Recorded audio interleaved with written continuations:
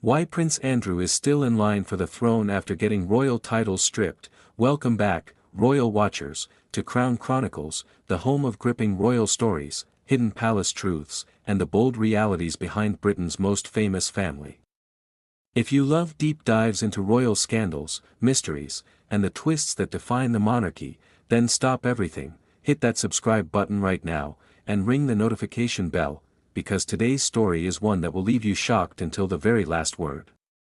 We're uncovering the puzzling, controversial, and rarely explained truth behind one burning question millions still ask: how on earth is Prince Andrew still in line for the British throne? Even after losing his royal titles, military honors, and public standing, it sounds impossible, right? A prince stripped of nearly everything, except the one thing people assume should disappear first: his spot in the line of succession. For many, this feels like a contradiction wrapped inside a royal loophole. And yet, the truth behind it is far more complex, constitutional, and deeply woven into centuries of royal tradition than most imagine. Let's rewind for a moment. Prince Andrew's fall from grace has been one of the most dramatic collapses in modern royal history. Once hailed as the Queen's favorite son, a decorated naval officer, and a senior working royal, he watched it all crumble after his association with Jeffrey Epstein exploded into public scrutiny. The interviews, the lawsuits, the settlement, the backlash, it all culminated in Buckingham Palace announcing that Andrew would no longer hold military titles, would no longer use his Royal Highness in any official capacity, and would step away from public royal duties permanently. For all intents and purposes, he went from prince to private citizen almost overnight, and yet there he sits, still officially in the line of succession. Not at the top, of course, not even close, but undeniably present. A fact that surprises, frustrates, and confuses royal followers around the world. So how is this possible? To understand the answer, we must look beyond scandal and headlines and straight into the unwavering legal and constitutional structure that governs the monarchy. Unlike royal titles, which can be removed, altered, or reassigned at the monarch's discretion, the line of succession is dictated by law, not opinion. And more importantly, it is anchored in something critical: bloodline. Succession is not based on merit, public popularity, or suitability. It's based on direct descent from the sovereign. And that means Prince Andrew, as the biological son of Queen Elizabeth II and the younger brother of King Charles III, cannot simply be removed because of disgrace or scandal. The public often imagines the monarchy functions like a business, where a misbehaving executive can be fired and erased. But the crown does not work that way. In fact, even the king cannot personally remove someone from the line of succession. It would require a full act of parliament, agreement from multiple governments across the Commonwealth, and constitutional reform so seismic it would rival the crisis of abdication in 1936.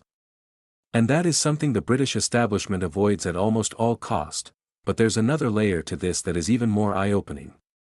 Historically, being in the line of succession does not automatically translate to influence, power, or even relevance. Many royals who were disgraced, banished, or morally questionable still remained officially in line.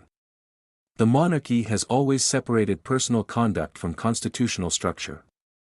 Scandal may tarnish a reputation, but it does not erase bloodline.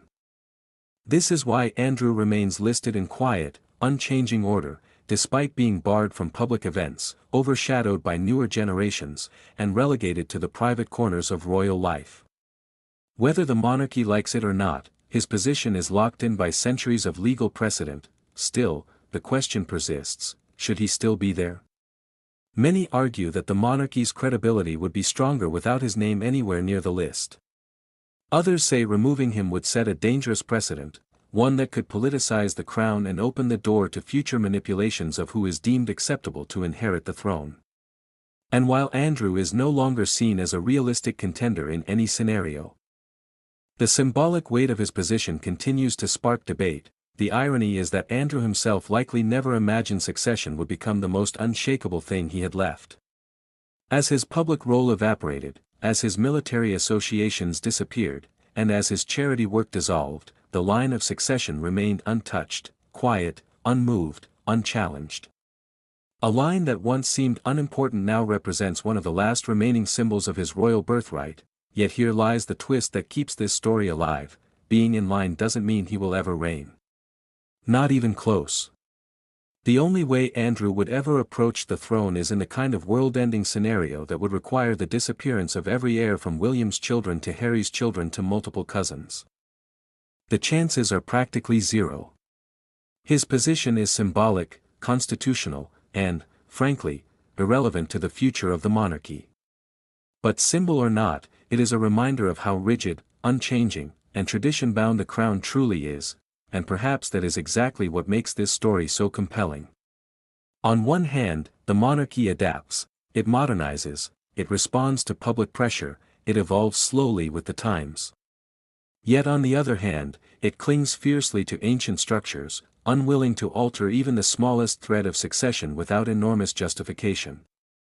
Andrew's situation is the perfect example of this paradox, a scandal large enough to strip him of nearly everything, but not powerful enough to override hundreds of years of constitutional heritage. Behind the palace walls, the Wales children, George, Charlotte, and Louis, represent a fresh start.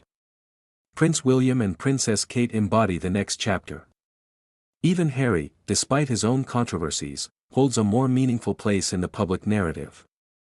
Andrew, meanwhile, remains a relic of an uncomfortable past the monarchy wishes it could turn the page on, but legally cannot, and perhaps that's why this story continues to fascinate. Because it reveals something deeper than scandal. It exposes the machinery behind the monarchy, its limits, its rigidity, its unshakable traditions. It shows us that even the most dramatic public downfall cannot rewrite the laws of succession. And it forces us to see the crown not as a flexible institution shaped by emotion, but as a centuries-old structure built on rules carved in stone. If you found this exploration of royal history, scandal, and constitutional truth as captivating as we did, be sure to give this video a like, drop your thoughts in the comments, and hit subscribe so you never miss a single episode of Crown Chronicles, where every story reveals a new layer of the monarchy's hidden world.